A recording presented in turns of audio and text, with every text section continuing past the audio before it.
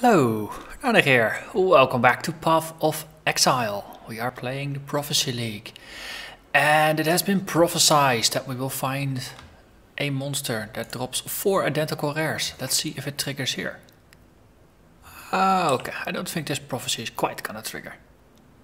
But eventually it will. So we are looking for Kalandra's Craft and the Plague Maw. Either of which has an opportunity to spawn in any new level that gets generated. I think it's quite prophesied that it will be the next area, but the next eligible area has a pretty good chance of popping it, I think. Gained another level, that's gonna be Cold-Hearted Calculation, so that's gonna boost our mana regen. So in between episodes I did a little bit of reviewing of our gear. We now have a mana regen amulet, a belt with a ton of life. This came straight from Nessa, 40 life on the belt. This is a very lucky max value roll. So we're gonna go with that.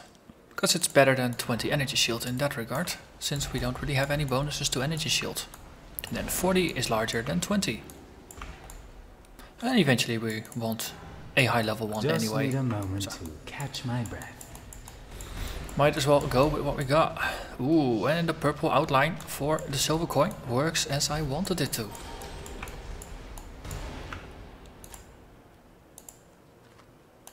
Pretty. Also, pretty clear. Pine buckler, nope, don't want that.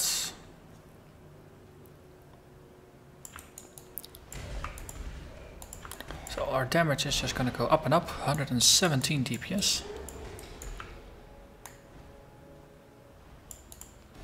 So we are looking for the first trial. After that we're gonna look for level 2. And the warden.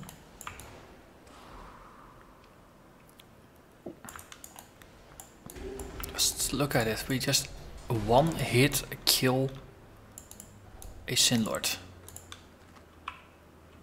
Okay, so we are level 10, it's a level 8 area.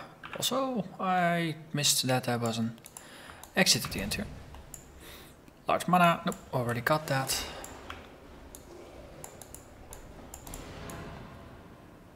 And this is the upper prison, so that's gonna be very nice for the upper prison, but we do need to find the trial first. I'm gonna do all the trials in order as we encounter them. And then that will be it. Oh, I see the frost aura that indicates that our buddy Chatters is in the next room. Hello there, Chatters. Here, I have a frost orb bomb thing. And we killed you before you dealt substantial damage. Very excellent. Very excellent indeed. And trial. This is very nice. Coincidence. We run.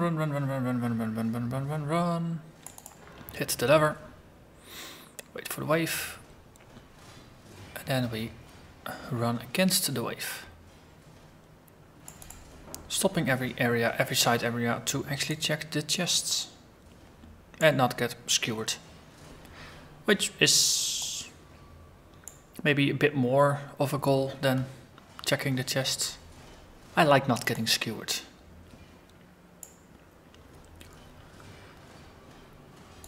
Okay, let's make a sprint for it. Boom, boom, boom. Okay. You're doing it right when the frost bomb has nothing left to kill. Boom. Okay.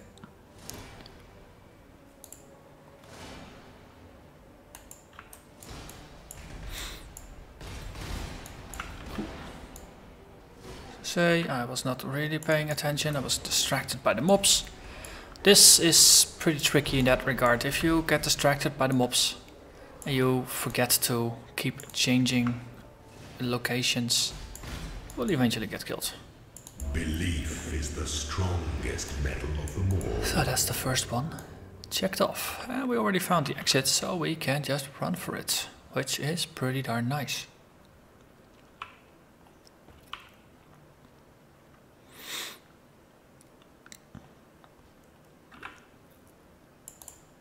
Upper prison. Still, no prophecies have triggered. At least it is my understanding that the quest log will pop up something indicating that the prophecy will have triggered. So that means it hasn't. I wonder if there's a minimum level for corrupted side areas. I never really paid too much attention to that. And now it actually becomes relevant.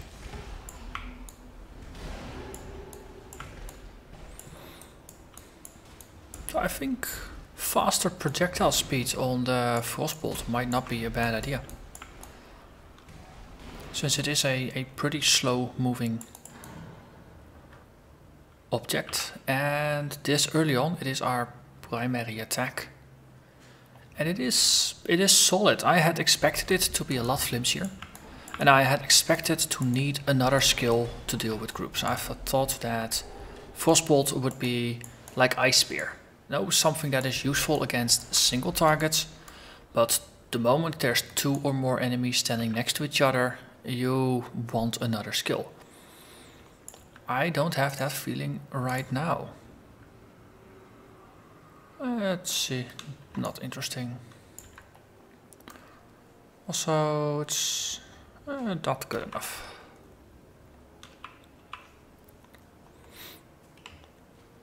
So far I'm very impressed with Frostbolt. I'm curious to see how Vortex is gonna... how it's gonna play, how it's gonna compare. So I said in the theory crafting episode, I did some playtesting with the merciless spec for this build using Ice Spear and Frost Nova, with the idea that one is a projectile attack and the other one is an AoE that centers around the caster. And that worked out pretty well. Based only on Frostbolt so far, I'm already concluding that this is gonna be a way cooler build to play. These new skills are freaking awesome. Worst case, if Vortex doesn't, if Vortex is not as cool as I'm hoping it would be, I can always use Frostbolt or the Frost Nova, because that is also a pretty nice skill. But I don't think that is gonna be that bad. I think it's gonna be all okay. Freezes you when activated. Items have 1% quality. That is very nice. So let's clear stragglers. Extra level of Frostbolt. Get frozen. Monsters don't really have a lot of damage yet, so we can get away with it.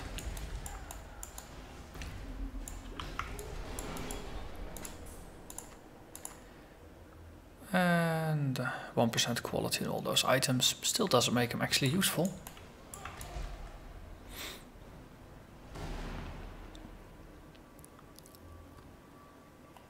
Okay, this is a dead end. Let's go the other way. Just need a moment to catch my breath.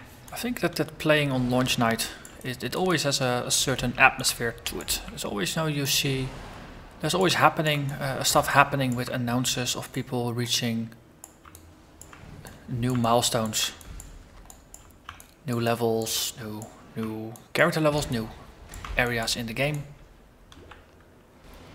It's basically one of the few times that you actually have a little bit of a sense of community. Of course, I don't play with chat on. It's a bit too hostile for my taste. But I do like the notifications that still involve you in the community in a positive way. Let's see. Of course, I'm not a rusher. Also, I take pauses in between each episode while recording to actually upload the video. So after every episode, I'll take a 10 to 15 minute break while the video uploads. Really like my fast internet connection. And then I continue. Hello there, Warden. Oh, first we say hello to Piety. An exile here. A shame the Warden won't leave anything for me to examine. Make sure you tell our host.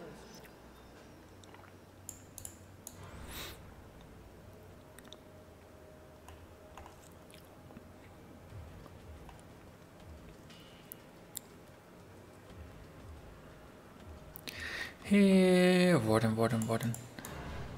Where are you?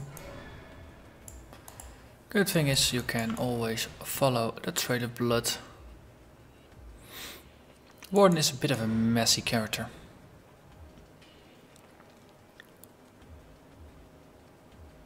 And there we are. Your pride is Have a frost bomb. Your sentence is death. I don't really want to get hit there. Come. So let's bomb.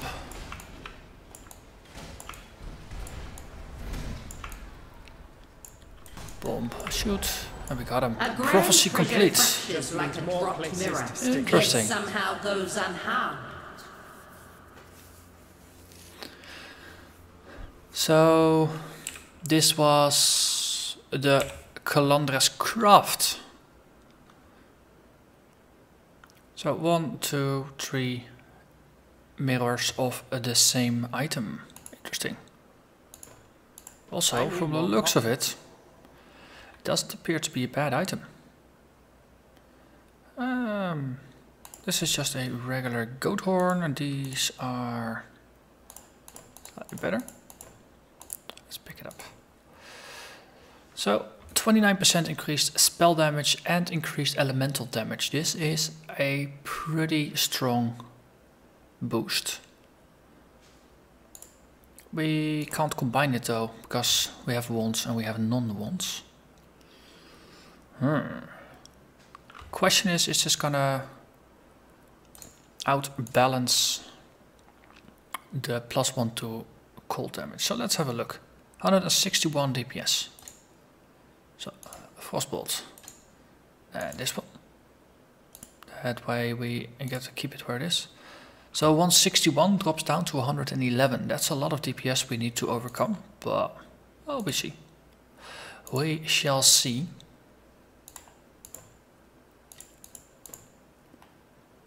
$117.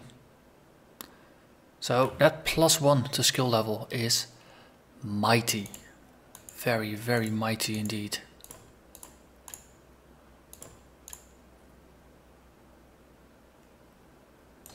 Well, I did look at it correctly, didn't I? Yeah, 161. Okay, so these are just gonna get sold as rares. That's gonna be it for those items. We walk on. Grab the waypoint. Well, technically we have already unlocked the waypoint, of course. But I never really like, logging out and then going back in just to skip like 2 seconds of walking. Let's see, Clarity, Flame Dash, Whirling Blades, Smoke Mine and Wither.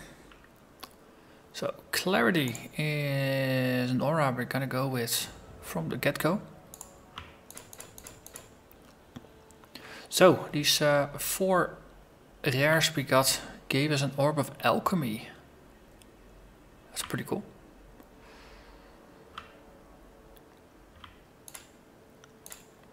And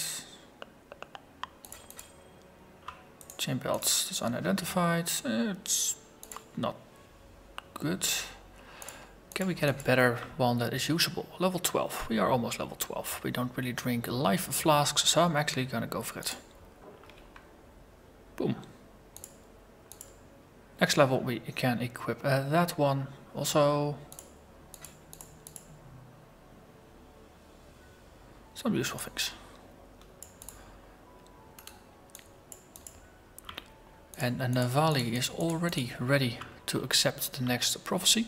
Let's actually put this in. It stacks up to 30, so you can have up to 150 silver coins in your spare currency slot. Let's see if Navali accepts them from the stash. One like you roams the land, but they are just the first of many. Ooh, Rogue Exile. You will encounter and slay a Rogue Exile who calls forth a warband. Interesting.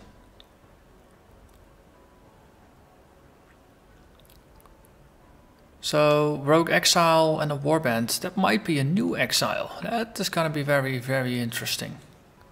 Let's have a look. Prisoner's Gate. At least we're gonna be fighting in an open area. Also, put our clarity up here. That's gonna boost our mana regen to 8.6 from 4.3. Oh yeah. Definitely useful.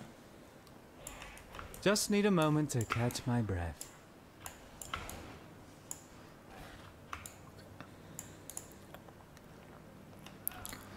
Well, this area already existed before we got the prophecy, so it's not gonna spawn in here. Just as in case you are expecting it. I'm not expecting the prophecy to trigger here. Let's put it that way. That would defy how my my current understanding of the prophecy system. On the other hand, it's a new system, and I might have made a couple of incorrect assumptions. I am only human after all. Hey, another Quicksilver flask. Once we get mana stable and only need a single mana flask, we might run with 2 Quicksilvers. Gonna make it a bit easier to just rush through. On the other hand, rushing through might not be the wisest of actions. We'll have to see. Oh, just. Nothing important.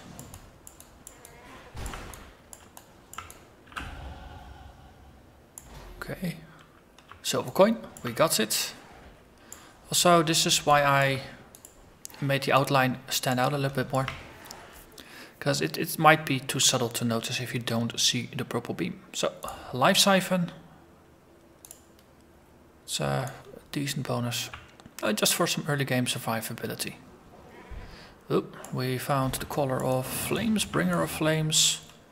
The unique Guardian of the Mount. Yes, you. Great Crush. Now that was Ooh. satisfying. See? Chance based. There's 2 of these now, rather than just 1. Just like with the talismans, most of the time you find 1 per area, but sometimes you would find 2. Same thing applies here. Find your own way inland. Exile. Aha. The good thing is we're gonna get 2 prophecies once we reach town and have a chat with Navali. You know what? 2 extra prophecies on top of the 2 we already got. Sounds like something that could push the difficulty to interesting levels. So I'm actually gonna use a portal before we enter the next area. Just to... if I remember it, of course. But that could make things interesting.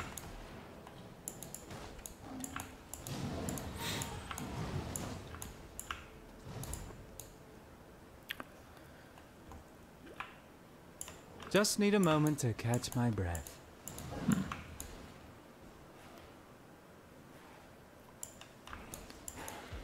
So far the game has been stable and smooth with only the occasional little bit of stuttering. But there are no massive problems or anything as the Talisman League had in the beginning, with really massive frame drops upon encountering the Talisman Horde, or Oh, basically that was it, or game crashes on area transitions and things like that. So this might all be due to the new content loading system. Ooh. They now stream all the assets in on the fly rather than preloading everything and then basically freezing whenever you need more. It should all be a bit more graceful. Audio engines should be better, probably because they now can load compressed audio rather than only raw audio, so those files are smaller. I think they actually gained a couple of audio technical tricks, so sound should actually get better as well. So far, it's all pretty good. Let's see. Portal to town. We are gonna grab 2 more prophecies. Also, we're gonna sell some items. What is this? Don't really care about it. How is this? Evasion, life. This is not bad. We lose a little bit of energy shield, gain some evasion. We gain a bunch of evasion here as well. Int, life regen. Cool. Okay. Oh, also, let's equip that one. So we have the sorting bin. Let's see, hat we were not using. This is just the frost bomb. We put it in our boots. Equip this. And put this into the leveling gear box. Now we have 2 prophecies to cash in. The Pharaoh Lord in the southern wood twists the wild to his will. You will encounter corrupted animals in the southern forest and slay them. So that is not until Act 2. A chest of goods hides many challenges, but one goes unseen, even to the wise. You will be attacked by a rogue exile when opening a strongbox. Interesting. So there's now 2 rogue exile related quests. Also the Pharaoh Lord 1, this is another chain. So we now have 2 chains which will trigger. Though one of them doesn't actually happen until Act 2. So I can imagine another reason for sealing some of the prophecies is because you've already passed the area and don't really feel like going back to it.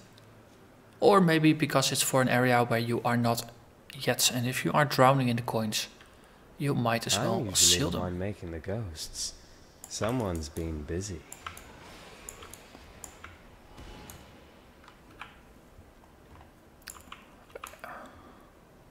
Waypoint, that's very useful. So once you tag all the waypoints, you get an achievement. I think the achievements they look slightly more achievable than last time, which is good. I mean, I ended at 15, just playing well rather casually. 15 was achievable basically by playing the game and not running maps extensively. It's only when you get to the end game and the really challenging content is where you could actually unlock most of the other ones. From just a casual glance, I think it was there were more achievable things this time. Just need a moment to catch my breath. Hello there, silver coin.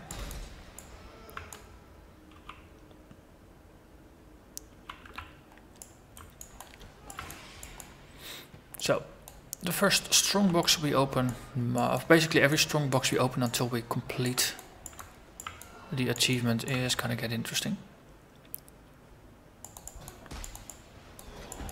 I also wonder, maybe some of the prophecies, they don't actually generate a quest, but if you, they might just spawn, like for example, the Rogue Exile, it might just spawn on the map.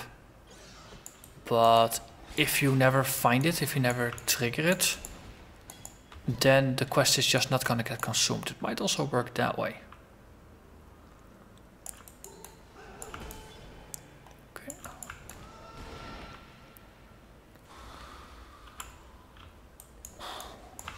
There's a lot of squids slain by just a stray Frostbolt. I really like that skill. Frostbolt is really nice.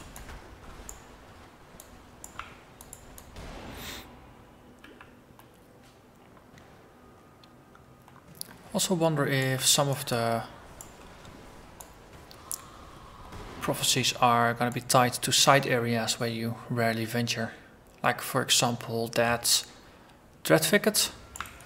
Oh, that side area in Act 2 to the northern forest that you never have a reason of going into. There is an achievement for killing, I think Aiden. It's a unique that lives there, if I remember correctly, from a previous challenge where you had to kill him. But besides that, there is no in-game justification for going there. It's a bit like the catacombs was before there was a trial there.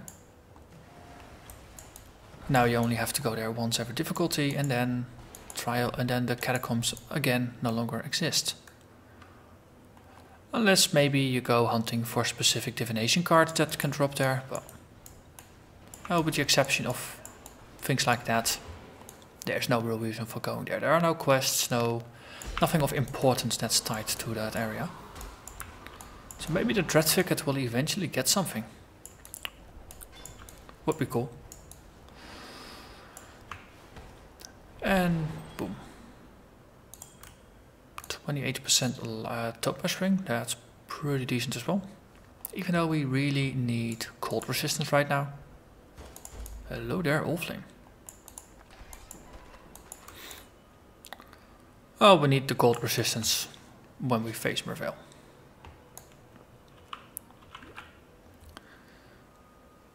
And I think, yeah, let's actually push for Vaal. It's gonna make this episode a bit longer than you would normally expect, but then at least Vaal is gonna be handled.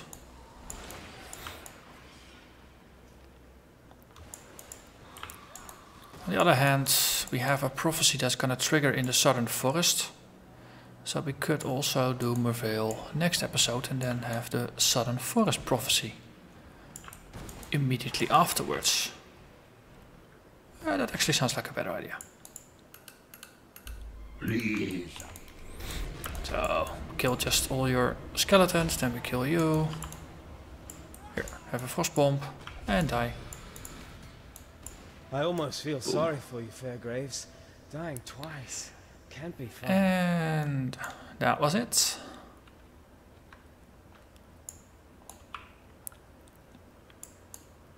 We'll actually walk to the waypoint.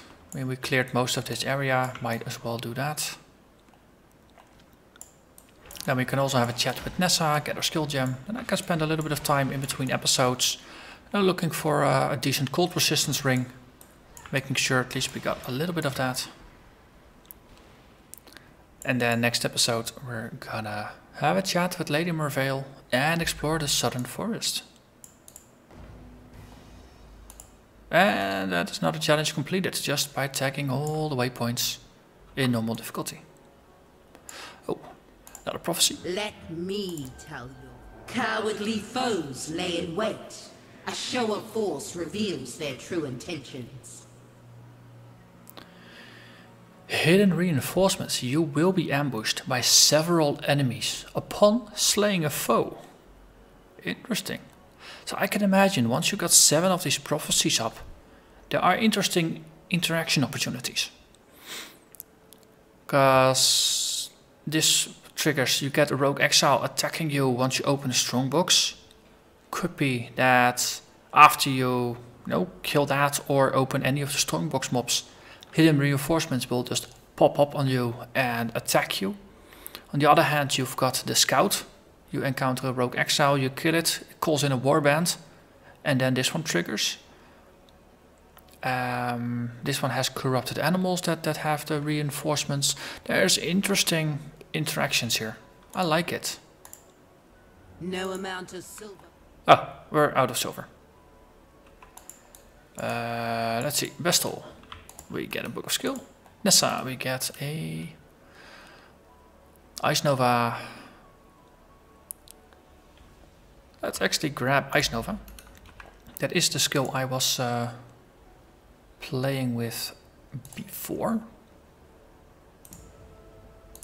And we have something for our right mouse button, then we can get used to it, because eventually this is going to become Vortex. Then we have Frostbolt where it's supposed to be. We get another skill point. So coordination, that's going to be more dex and int, which is useful because then, well, int is something that is pretty natural to grab for traveling, especially once we head towards the witch area. Dex is slightly more difficult to grab, so nodes like these are useful. Thanks to the Viper is another 20 dex. So, oh, the nodes are there, but they're just slightly more difficult to grab. But for now, that's gonna be it for this episode. I'll do a little bit of rare ring or of cultist ring buying, just a bit of a double check for the gear, prepare for more Vaal, and then we get going again. So thank you for watching, and I'll see you again next episode. Bye bye.